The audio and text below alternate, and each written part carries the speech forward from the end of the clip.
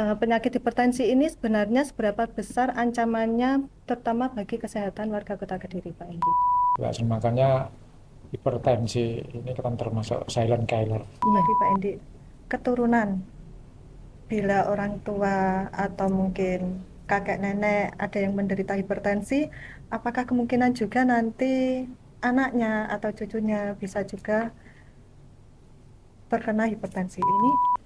Ya, kami eh, berpesan ya terkait dengan hipertensi ini, marilah kita. Assalamualaikum warahmatullahi wabarakatuh, Sobat-Sobat Sidika. Selamat datang di Podcast Sidika. Pagi yang cerah ini kita bertemu lagi dalam bincang-bincang sehat Sidika yang kali ini nanti kita akan mengambil tema tentang melawan silent killer strategi pengendalian hipertensi di Kota Kediri. Kali ini kita mengundang untuk hadir di podcast kita adalah Kepala Bidang P2P Dinas Kesehatan Kota Kediri, Bapak Hendi Supriyanto, SKM MMKes. Selamat pagi Pak Hendi. Selamat pagi, salam Bagaimana sehat dan kabarnya? sejahtera untuk kita semua. Alhamdulillah. Seperti tema yang kami sampaikan tadi, Pak Hendi, kita akan mengambil tema tentang penyakit hipertensi. Penyakit hipertensi ini sebenarnya seberapa besar ancamannya, terutama bagi kesehatan warga Kota Kediri, Pak Hendi?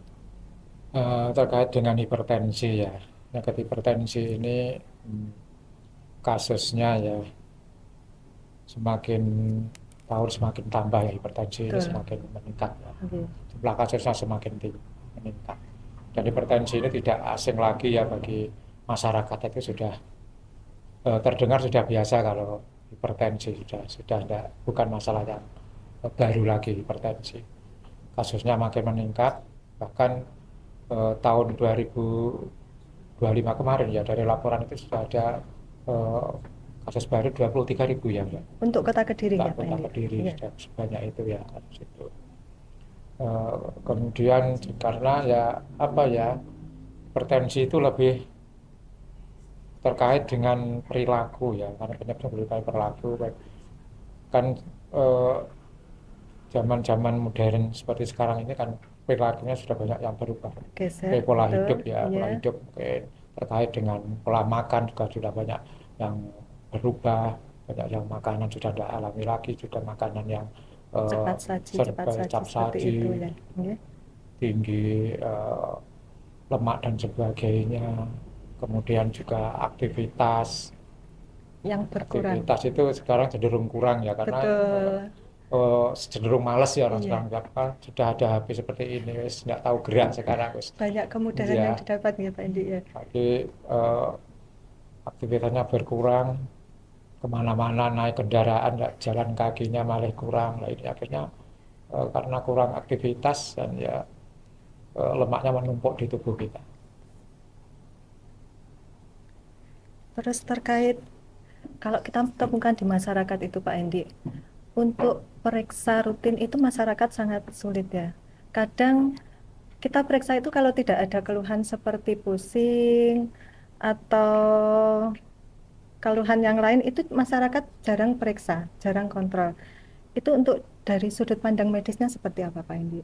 Ya ini ya, makanya hipertensi ini kan termasuk silent killer, Iya, artinya pembunuh yang secara diam-diam. iya. Karena demikian, karena kadang-kadang tanpa gejala, kadang-kadang Tiba-tiba tanpa pasien jatuh. sebab, ujuk-ujuk ya, ujuk-ujuk jatuh di kamar Iya, mandi, eh, tahu-tahu waktu misalnya ada apa ya, waktu mandi terjatuh, kemudian hmm, di dalam kendaraan meninggal dan sebagainya. Kan banyak kasus-kasus seperti iya, itu. betul. Waktu karaokean meninggal juga ada. Nah, itu kasus-kasus semacam itu sebetulnya pasti ada riwayat ya, Iya, pasti ada, dari awal itu pasti ada gejala-gejala atau riwayatnya, tapi kadang-kadang tidak disadari terdeteksi. dan tidak dimengerti. Iya, Mungkin kadang sudah sering pusing, tapi itu dianggap tanggal tua, biasa pusing, belum gajian lah. Tapi pusing itu kan merupakan suatu tanda. Maksudnya eh, kalau sudah ada tanda-tanda seperti itu juga harus ditindaklanjuti, harus diperiksakan. Jangan pusing diberi budrek mari, udah besok lagi pusing diobeni lagi, Ya. paracetamol sembuh lah. Jadi harus merupakan gejala awal harus ada tindak lanjut. Makanya eh, harus dicekkan supaya nanti bisa tahu lebih awal ya. Kalau tahu lebih awal, misalnya di eh, periksakan puskesmas misalnya, oh ternyata tensinya di atas 40 lah, itu kan nanti Bisa segera bisa ditindaklanjuti. ditindaklanjuti, segera bisa untuk dicegah ya dengan tadi pola hidup yang sehat Ya. mungkin. Yang disarankan ke masyarakat biar kita kontrol untuk mengetahui tekanan darah itu berapa kali 1 bulan, Pak Endi? Ya minimal untuk kontrol periksanya 1 bulan sekali ya. Apalagi sekarang itu sudah ada program pemerintah itu ya, CKG itu CKG. ya, cek kesehatan gratis sangat membantu ya. Gratis ya, kita cukup datang di puskesmas sudah diperiksa tuntas di situ. Ya, Tidak hanya hipertensi tapi semua di pemeriksaan CKG itu lengkap ya. betul. Apalagi di usia di atas 50 tahun itu sudah lebih komplit lagi pemeriksaannya. Jantungnya diperiksa, kemudian darahnya diperiksa, tekanan darah, semua dilakukan pemeriksaan lengkap di CKG itu. Kan nanti harapannya pemerintah itu apa? Penyakit itu jangan sampai apa ya, kita menderita penyakit harus ditemukan lebih awal ya, harus kita lakukan deteksi awal supaya kita tidak eh, parah ya. Dicegah ke Ya, tahap yang lebih cegah lanjut lebih seperti itu awal. ya, Pak Endi ya. Tadi sempat disampaikan bahwa hipertensi dipengaruhi oleh pola hidup, salah satunya pola makan nih, Pak Endi. Kalau hipertensi itu biasanya dikaitkan dengan penggunaan garam yang berlebihan. Betul seperti itu nih, Pak Endi? Ya memang garam itu ya suatu terkait dengan hipertensi memang ya Ya, termasuk faktor risiko yang penyebabnya. Karena kenapa? Karena eh, natrium ya itu sifatnya kan ya mengikat air. Sifatnya natrium itu menyerap air. Sehingga kalau kelebihan natrium, kelebihan garam dalam tubuh kita ini akan menghisap air, menahan air di situ, sehingga di sini peran dari ginjal ini akan berat ya, karena ya, ginjal di sini harus menjaga keseimbangan antara natrium dan jumlah air di situ. Akhirnya kan eh, tekanan darahnya bisa meningkat karena ya dari kinerja ginjal tadi ya, sehingga bisa eh, meningkatkan tekanan darah. Kemudian garam ini natrium juga menyebabkan apa ya kekakuan juga pada pembuluh pembuluh darah, darah. tidak bisa fleksibel Ya. sehingga akan mengganggu aliran darah.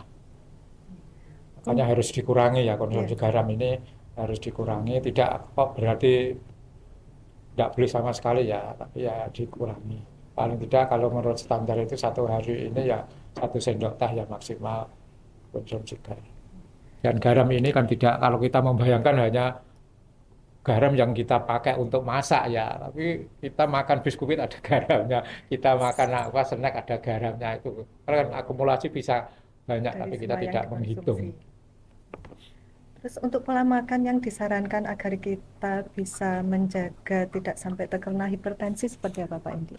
Ya intinya kalau program pola makan ya untuk stop diabetes itu atau DAS, makanya ada sedikit yang untuk tetap hipertensi ya, kalau diabetes untuk hipertensi ini intinya ya kita perbanyak atau kita tingkatkan makanan-makanan yang mengandung kalium, kalsium, magnesium, kemudian juga tinggi serat. Contohnya apa? Contohnya misalnya eh, buah-buahan, Buah-buahan. banyak Betul. buah-buahan, Ya. sayur-sayuran, buah alpukat itu juga bagus, banyak kaliumnya. Kemudian juga eh, rendah lemak, misalnya kalau konsumsi daging ya daging ayam yang lemaknya sedikit tanpa kulit dan sebagainya. Baiknya sebaliknya juga makan-makan yang perlu kita kurangi ya, garam kita kurangi, kemudian minum-minuman yang manis ya kita kurangi, daging itu paling tidak seminggu 2 kali ya, daging yang merah ya. Kemudian makanan-makanan yang siap saji itu juga kita kurangi. Selain faktor pola makan itu tadi Pak Endi, keturunan, bila orang tua atau mungkin kakek nenek ada yang menderita hipertensi, apakah kemungkinan juga nanti anaknya atau cucunya bisa juga terkena hipertensi itu? Terkait hipertensi memang ada ya, ada dari segi herediter atau keturunan itu ada ya. Tapi juga sangat didukung dengan faktor-faktor eksternal. Sehingga paling tidak bisa menjadi rambu-rambu kita kalau kita sudah punya bibit-bibit hipertensi, bisa ada faktor riwayat hipertensi, kan kita bisa lebih berhati-hati dalam makan, pola makan, aktivitasnya bagaimana.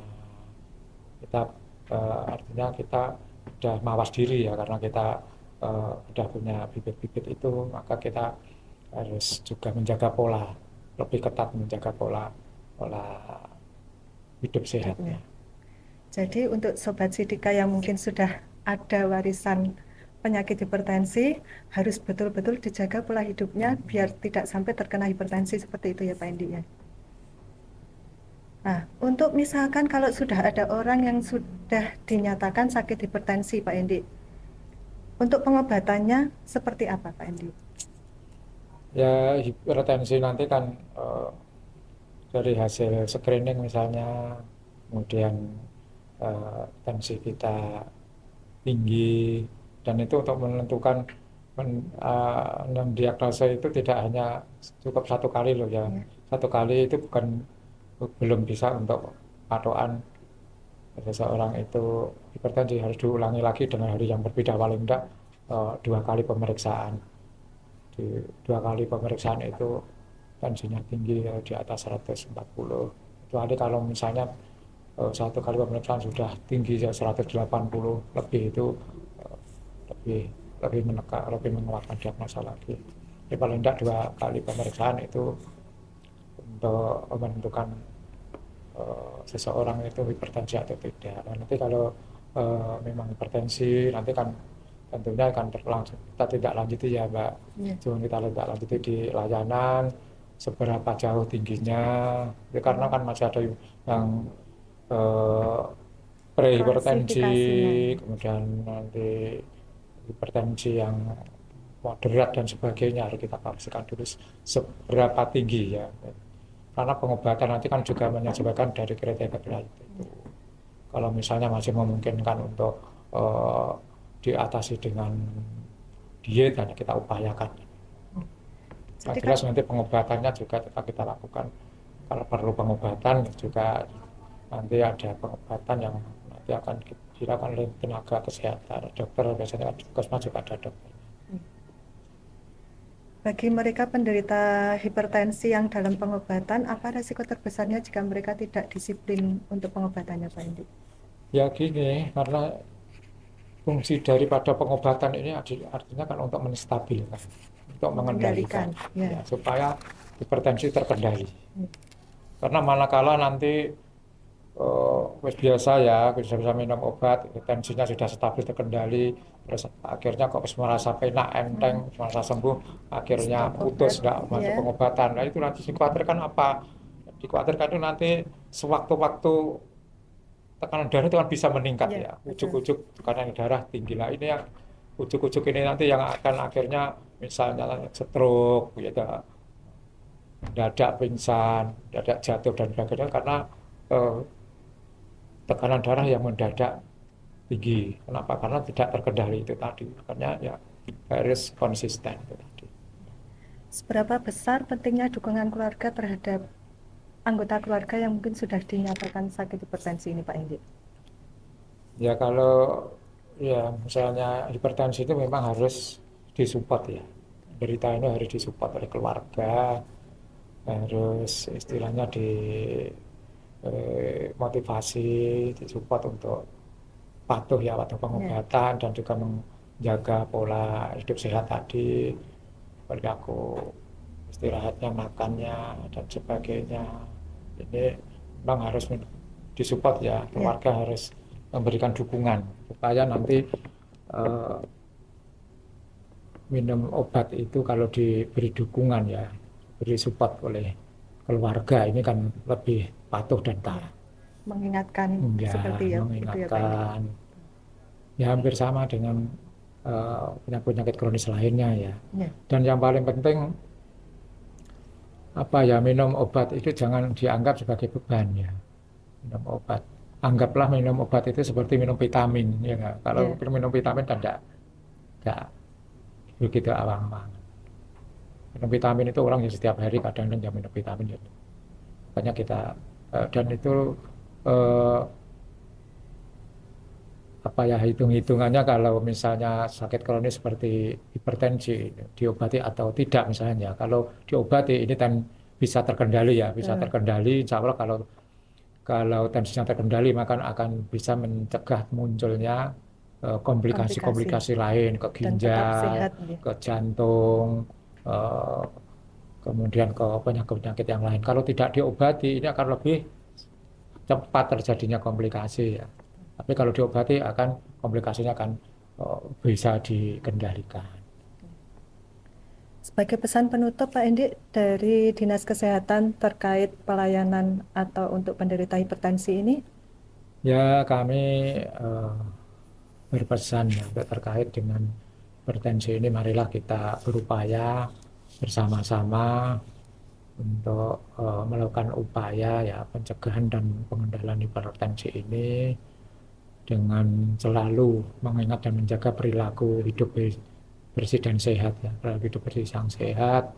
Kemudian juga mengharapkan masyarakat untuk bersama-sama mengakses pelayanan cek kesehatan gratis ya, atau pemeriksaan kesehatan gratis sehingga kita tidak sampai sakit, bisa lebih dicegah lebih awal. Oke, terima kasih Pak Indi yang sudah bergabung pada kesempatan bincang podcast hari ini. Oke Sobat Sidika, ternyata penyakit hipertensi bisa dikendalikan dengan menjaga pola hidup sehat dan jangan lupa untuk rutin cek kesehatan.